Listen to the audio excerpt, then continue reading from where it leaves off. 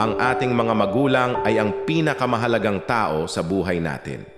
Simula pagmulat ng ating mga mata hanggang sa panahong mayroon na tayong tama at sapat na isipan ay kasama natin sila.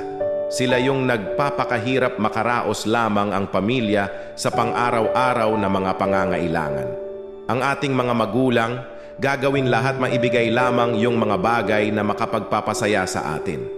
Ang mga magulang ang siyang sumusuporta sa atin anuman ang maging desisyon nating sa mga bagay-bagay at iba't ibang aspeto ng buhay.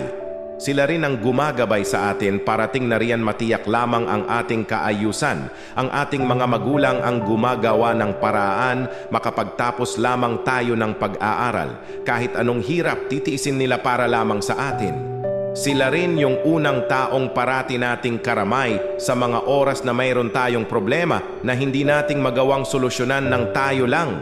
Ang ating mga magulang ang siyang lahat-lahat sa atin. Kung kaya't mapalad yung mga nabiyayaan ng kumpleto at masayang pamilya.